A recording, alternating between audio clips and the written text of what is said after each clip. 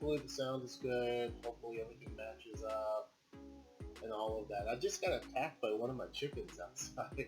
Actually, I was feeding them. Of course, they get nuts. So then they chase after you and everything else. It's like, just stay in there. I don't want them out in the backyard, so I try to keep them in their coop. And yeah, they're a bit ridiculous. But anyway, some of these videos without, be sure to join the Discord down in the description box below. Live apartment projects going on in Tacoma as usual. And I kind of want to talk about Tacoma Avenue. It's kind of the place that has faced a lot of development. There was even a business that I believe they just kind of went out of business. They went out of business by choice, I think because they wanted to retire or something like that. I don't know the full story. But they didn't want to sell their business, which is on Tacoma Avenue, to a developer. Even though the lot is very, very tiny, developers still figure out ways to build a project and make it fit even on a little postcard type of piece of land. And so that business didn't want to sell to a developer, so they sold to another small business with the hopes that they would keep it in the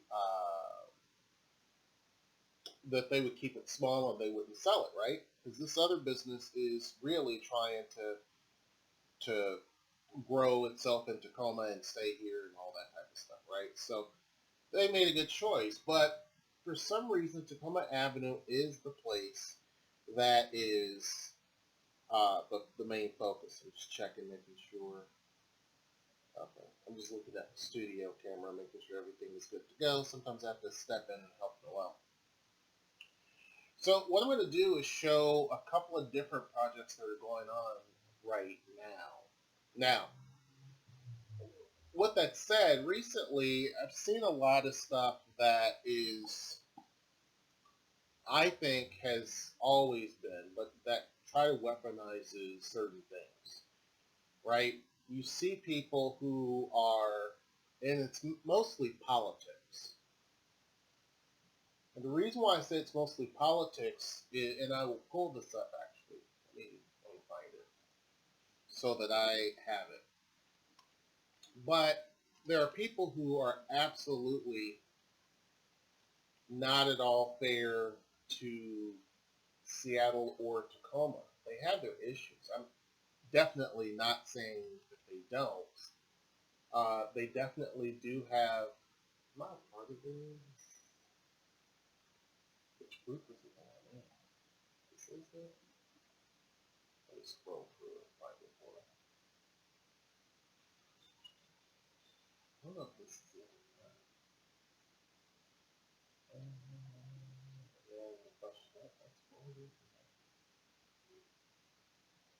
But anyhow, it's definitely not fair to Bowling Green, or not Bowling Green. I'm looking up information about Bowling Green, but it's not fair to Seattle and Tacoma.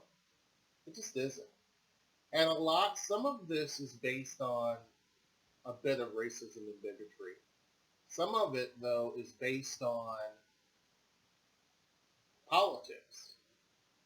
Because at the end of the day, the ones who are making certain videos, because there are people who drive by and make videos of the homeless, it's kind of like people are treating them as if they're in a zoo, like they're not human beings. And so for me, it's just it's not a good thing. It just isn't. I think that anytime, and I guess because I'm speaking from a person of color and being used to being viewed as a problem when I'm not, you have a few individuals that are the issue, but what it does do is it creates an us versus them type of mentality, even though the people who are the ones that are pointing fingers are typically just as bad, where they come from an area that's just as bad. Maybe they're blinded by what they see or they don't want to talk about it. But there's no question that Tacoma has crime and that it has its own homelessness issue amongst other things. And people want to focus on just those core things, the only couple of things that they can focus on. But they don't talk about everything else. They don't talk about their home values. You know, Noel the other day was speaking to someone who said that they bought their home like many years ago, like a long time ago. And they bought it when they were young. Now they're a senior citizen. And now that house, a home close to it, sold for $900,000. People don't talk about that.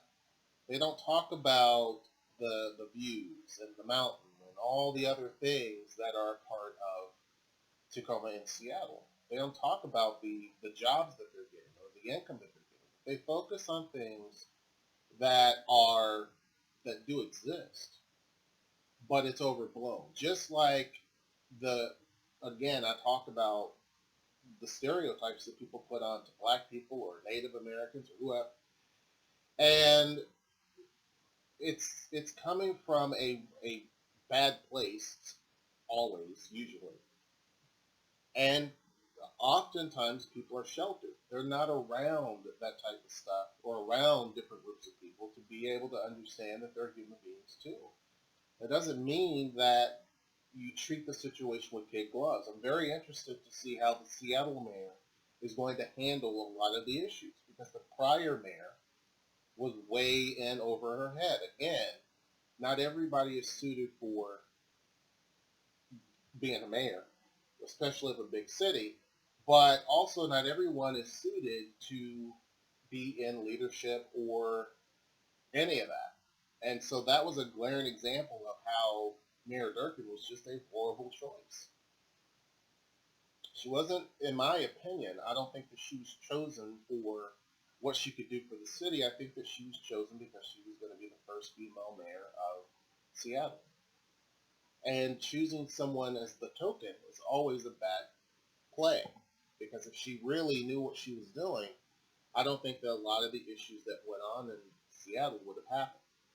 So now you have Mr. Cleanup Guy, Mr. Bruce Farrell, who is going through and he's trying to do a lot of different approaches to combat crime. And I think that's a very smart approach. It'll be interesting to see how that works because if it works well in controlling crime as well as homelessness and graffiti and all the other stuff, then Tacoma would need to definitely pay very close attention to that and implement it, right? You're never going to make everybody happy because even if the streets of Tacoma were paved in gold, and I'll get to this, but even if the streets were paved in gold and we had a 30-foot high wall to keep out the undesirables, you're still going to have people that are going to say something that they don't, there's going to be an issue. Somebody's going to hate it still. And I go back and say, this is not the place for everyone. When I do videos and I talk about the area and I talk about, you know, a lot of the great things here, I've had people tell me, well, why don't you talk about it? You didn't talk about the weather. You didn't talk about this. Because I'm not your echo chamber. The things, and I'm also not sheltered. Keep in mind, I went to Haiti. And maybe this is why I look at some of the stuff here as like Mickey Mouse. But I went to Haiti and I lived the way the Haitians did, meaning I had no running water, no real toilet or anything. The toilet was gravity fed. You know, there's no real electricity. There's no running water. So all the water that you would use was from rain. You would have to take buckets to carry it. There was no air conditioning. There was no real glass at all. The windows were just holes with bars up. So I had big old spiders, a spider as big as this wallet on the wall. It's the biggest spider I've ever seen. It wasn't a tarantula. It was humongous. And everybody laughed because they said, "Oh, it's not going to hurt you."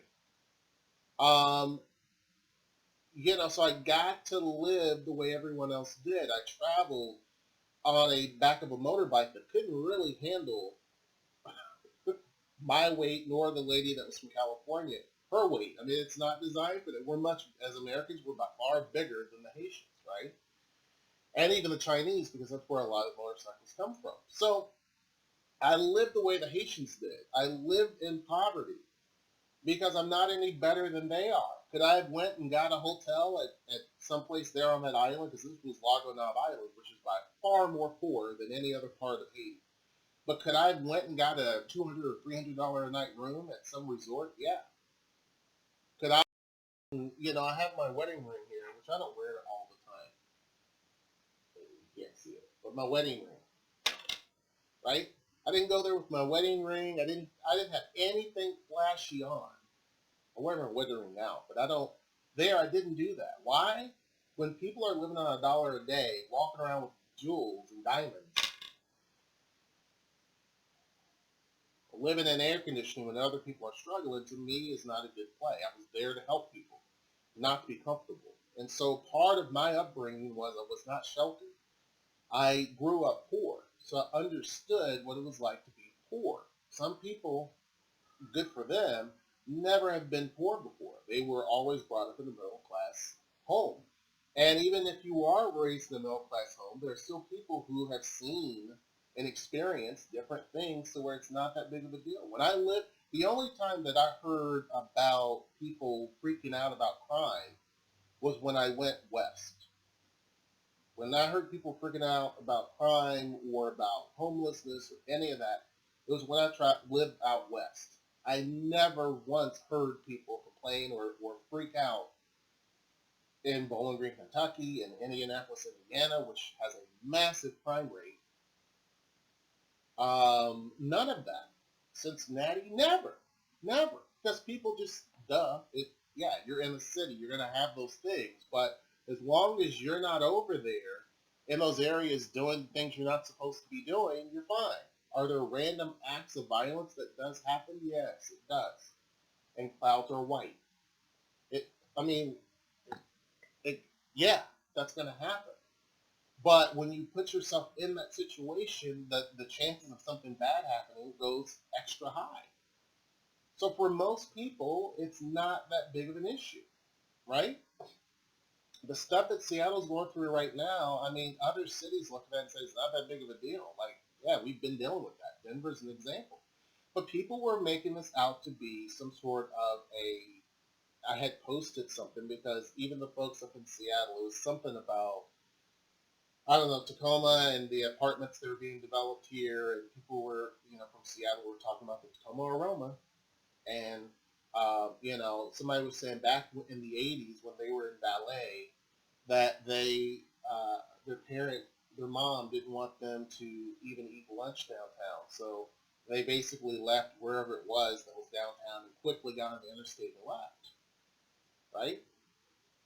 And they're like, I hope it's not that way today. And it shows you just how ignorant people are and sheltered. I mean, it's very true. It's very true. It's like go to places, be in a place that's uncomfortable. I'm not saying live in a place, but go places where you are uncomfortable so you can grow and realize that it's going to be okay. It's going to be okay. I remember speaking of Haiti, I remember a guy that owns a very large resort there saying that, in Haiti and Dominican Republic, tourism is going to be one of the big things. But you can't get people here if they're scared. And I looked at that resort and I'm like, what would you be afraid of? Like, it's very nice and everything else. But then I realized that for some, it is a massive, massive culture shock. They've never been around. For some people, they've never been the minority. But for two, they've never been around the resort's fine. It's just getting to the resort. And for some people, if they saw in Haiti, if they saw some of the conditions, and if the smells, which I don't have an issue with, there's different types of food in the air, there's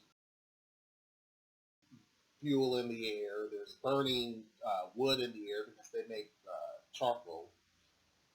For some people, it's just like, whoa, because they've never left a comfortable environment. They've never experienced things. And this is why I tell young black men to travel the world. Because you get to see different things and it will be okay. So then you're prepared for things when you come back home. But when I lived in Albuquerque, people talked about crime all day long. And does Albuquerque have a major crime issue? Yes, it does. It does. But you really heard a lot about it there. But I'm going to show you something because people talk about I posted something about the or it was actually posted on a newspaper. It was on Facebook.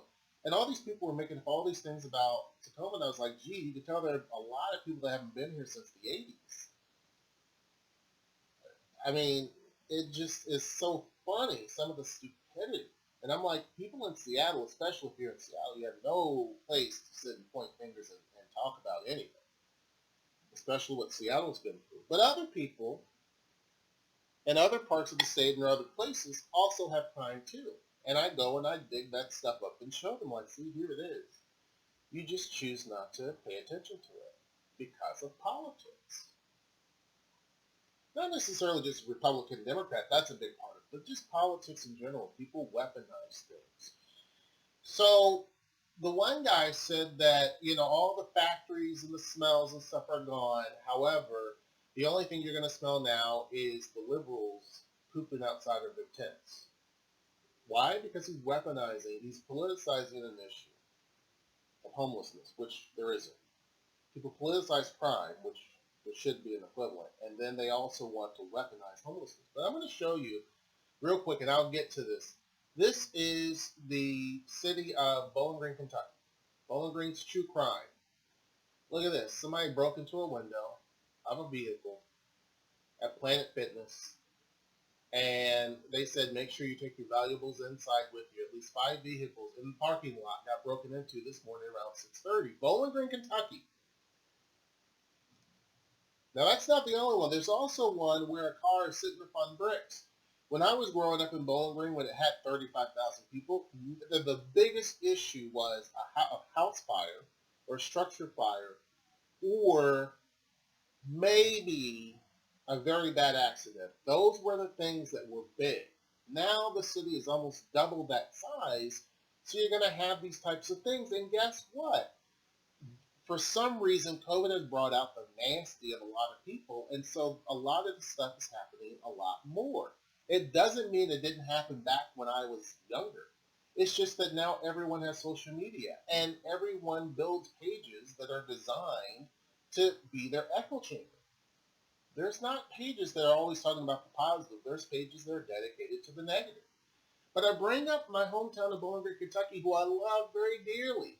It's a great city, because of the simple fact that this is a Bowling Green true crime report. Oops, it went out. I've been having a lot of issues with my stupid cord over here.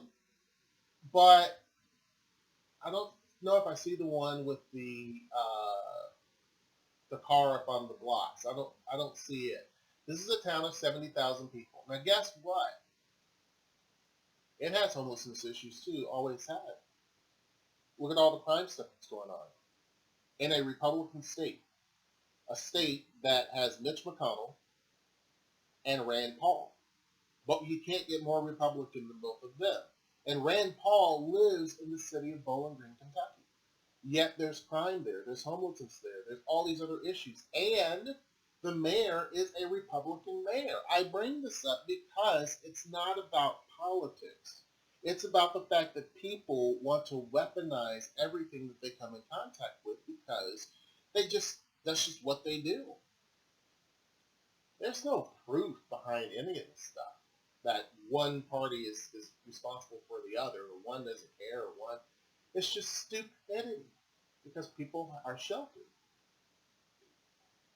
If I can't be bigoted on race, I can be bigoted on something else, politics or something else. I can find something to hate somebody else with. To me, it's just a waste of time. Now that I've spent 20 minutes on that, I want people to understand that this channel is not an echo chamber. I appreciate different points of views, but I don't appreciate falsehoods.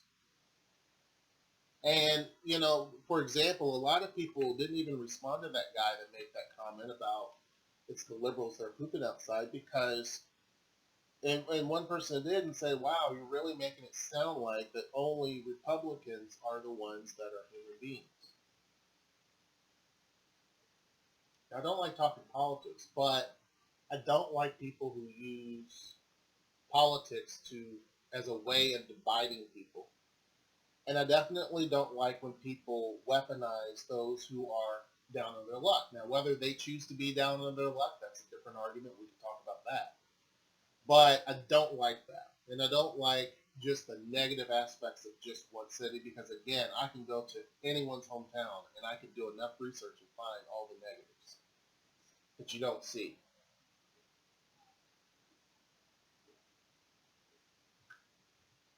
Getting back to this. Tacoma Avenue is getting a lot of apartment developments, and one of them is by one company that's called Ethos.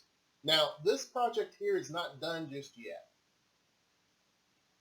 Okay, it's not done just yet. They're actually going to start in late 2021. But this particular project here, you can see the designs are quite unique. This looks like it's about an 8-story building. I want to make sure. Right? Kind of common for Tacoma. But it's going to have 171 apartments. And this company is building this particular project. Right? Now let me see if this one here talks about it, and this is what they're building also. The same company, they're building this. It's going to be called Analog. It's going to have 115 apartments. Again, this is a Portland-based company. And let's just take a look and see if... Yeah, actually it does. It talks about that. So it talks about Analog Tacoma. Can I click it? There we go.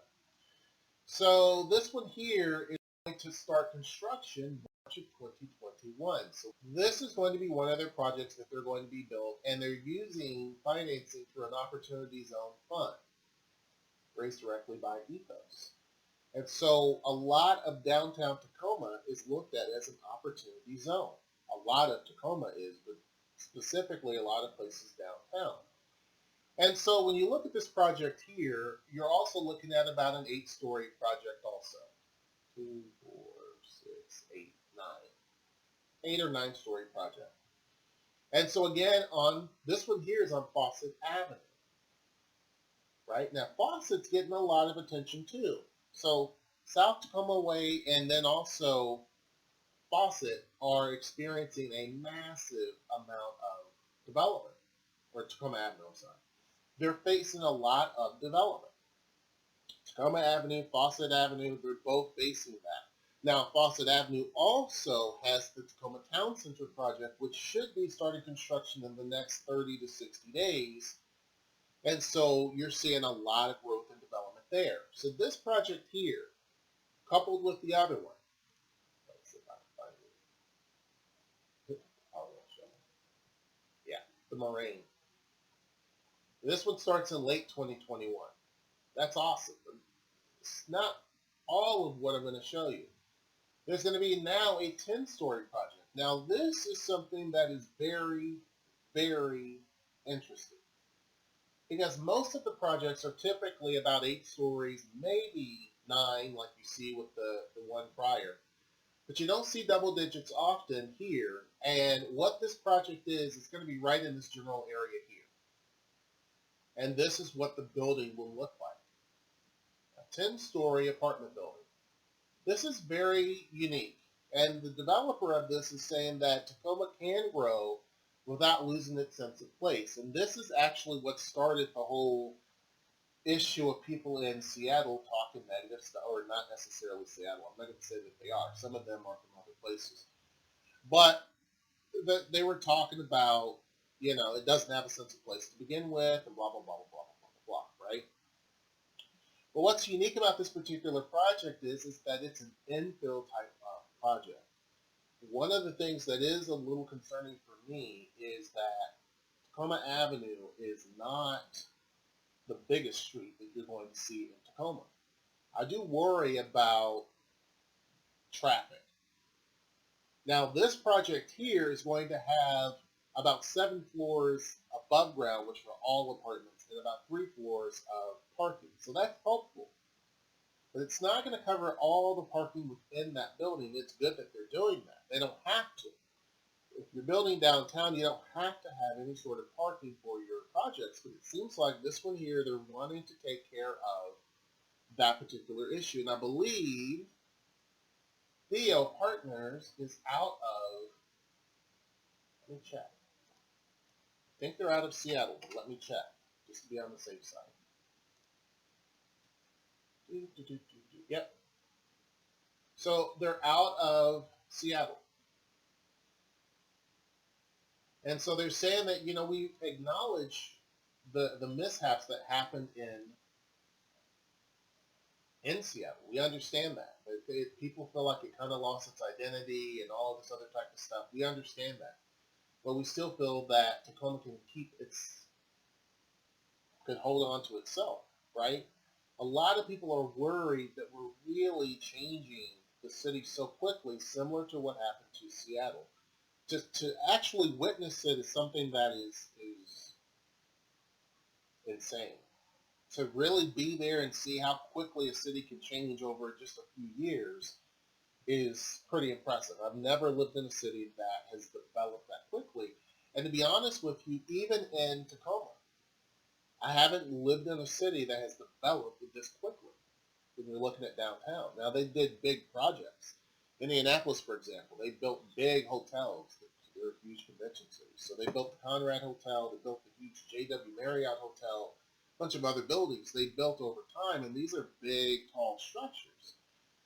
But I've never seen a place where all of downtown is a construction zone. You go to downtown Seattle and for a city that's dying and that's on its last leg, it doesn't look like it when you look at all of the development that's going on, right? So it goes back to the naysayers versus the reality. When you go there, yes, you're going to see some issues. Of course, it's a city of 800 and something thousand people. Of course, close to it. Of course. I mean, it'd be almost stupid not to realize you're going to have this in crime. It's just funny to me.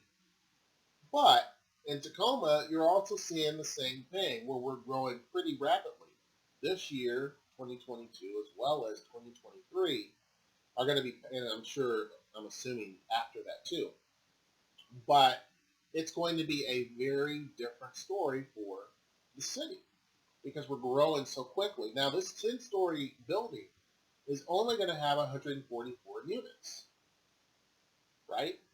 You're seeing the upzoning of a lot of structures. Now, this isn't due to the recent changes with the city and how they were looking at the housing in the middle, so to speak, right? But it does indeed help it. This project was planned way before that, and you're also seeing a shift in just other stuff as well. There's now a 5-story project that's going to have only 6 units. Okay? A 5-story project that are only going to have 6 units, 6 apartments, I believe, that's going to go up. I forget exactly where, and people are kind of pushing back on it because they're saying, why would something like this get some sort of tax exemption? They understand, people don't like that projects that are fairly decent in size get these tax exemptions. They don't like it. But they look at it and say, well, they're bringing, a couple of hundred apartment units. Okay. But when you're only having about 6 units, people question if that's something that should be done. I think that there should be a good happy medium. I think that anything that we can do to get more apartments here, we should do. I do like that the trend of building up is starting to happen because we just don't have enough land for a lot of these. I mean, if you look at this particular picture here, you can see this building here, which covers a pretty decent sized area. Even this building here. Now, this is going up to the hillside, and I understand that. It's more residential. It's a 3-story building. You're looking here on this, it's sitting on a pedestal, but on the fronting street, so this is only a 4-story building. The back street, you're looking at about 6 stories, 5 to 6 stories, right? And so that's kind of the problem, is that for years and years, there's been a lot of these smaller projects that take up a decent amount of land, and they're not really putting in a lot of people. This project here is great because it's adding a decent amount of apartments. I mean, if you look at it, I don't know the actual square footage of this project that they're proposing. I don't know. But just looking back at the other ones that are being developed by the Portland developer, the one small one is going to have 115 apartments, right? Now, 115 apartments don't sound like much, but this 10-story project is going to have 144. So you're seeing that. This, excuse me, the funny thing is that even with all of these units that are being built, and there's some that's under construction now. I had a video and I didn't put it up, but I drove around and I took pictures of all the stuff going on downtown. Now, keep in mind, there's stuff going on throughout the whole city. But I focused on downtown, and there are plenty more things coming in the pipeline, right? But just looking at the stuff that is actually being built, I took pictures of those to kind of show you just in relation to where they are, kind of where they will be. If you're looking at Tacoma Avenue, it's going to definitely be, it's changing from being like this place where you have a lot of 1 and 2 story services and retail type businesses there, right? Your dry cleaners were there, your flower shops were there, stuff like that. You have a lot of that there. And now what you're seeing is all of that's being knocked out. This developer even said, you have a lot of buildings that don't really make a huge difference when you're looking at the grand scheme of things. So they're buying those buildings, knocking them down, and building, right? Now, I don't know if this is the one project or not, but there was one that was owned by a family that has held it for many, many years. And a developer bought it for $1.2 million. Imagine that, right? Imagine owning a piece of property. I forget which one it is, but someone said it had been in their family for 100 years. Now, imagine. Probably the people that bought it are no longer alive, obviously. And all of a sudden, you inherit this piece of land. You can't really do anything with it. Developer comes and says, I'll make you $1 million. I take that deal, right? So I don't know if it's this particular one with the 10-story building or not, but that type of thing is happening more and more and more. And Tacoma Avenue is going to be more and more just a dense residential area. Now, again, this street is really not designed for that amount of weight, right? It really is. It's not in the worst shape at all, but it's really not designed for that. I also worry about parking on the sides of the street. Now, if you look at this, again, going back to this one, let me see if I can max it up. Yeah, that's probably better. I mean, when you look at it, you can see a car that's parked right here on the side of the street. And you have a center lane. Now, one of the things that, and I think this is, I think 2 lane. I think overall it's a 5-lane road, but there's parking on both sides. Now, I've even said I think the city should look at putting a light rail line or streetcar line straight down the middle and then looping that into the existing Tacoma Link light rail. Why? Because A, developers like it, but B, just to handle the load of people that are going to be living along that line, I think is something that should be considered. Keep in mind, too, going to this location, and again, I refer back to it, you can see that it's an incline, right? The pictures don't do it justice because when you try to walk these areas, you realize it's steep. It's very steep. So, especially as you go up even higher up to the hill climb, you're going more towards hilltop. The hills they kill you. But these types of projects are definitely welcome. There are plenty others that are coming, but a lot of them right now are breaking ground. So you're probably going to see at least, right now I counted, there's about 6 that I can see, 6 cranes in the sky. Sky cranes. Some have been taken down recently because projects have completed, but you're going to see more and more spring up. Just with the town center, you're going to see at least 2 more pop up there. You're going to see this 10-story project, you're going to see a crane there. With Ethos Development, they're going to build the analog. That construction starts soon. Where's the... Okay, yeah. the analog, which starts this month. You're going to see a sky crane there. So literally the amount of cranes you're seeing downtown is going to easily double. And we're still not done. There's still a lot more than planned, and it's still not really taking the steam off the market because so many people are wanting and needing a place to stay. And they're still coming here in huge numbers to the point of where developers are risking it now and saying, you know what, let's add a few more floors. Had this one project not added a few more floors to it, just tapped out at 7, we would not have the amount of apartments that we would need. We still don't. But looking at this, it's very Seattle-esque.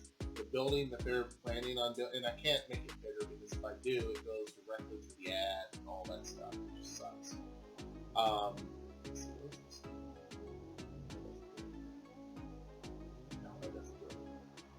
But anyhow, tell me what your thoughts are. Be sure to join the Discord down in the description box below. Do you think that all of this rapid development is going to turn Tacoma into the next mini Seattle? Is it losing its sense of place? Or do you believe, like some, that it never had a sense of place? I don't know. I think that it has. It does. Be sure to join the Discord. Make sure you like, share, subscribe, and comment. And until next time, I will see you. Take care.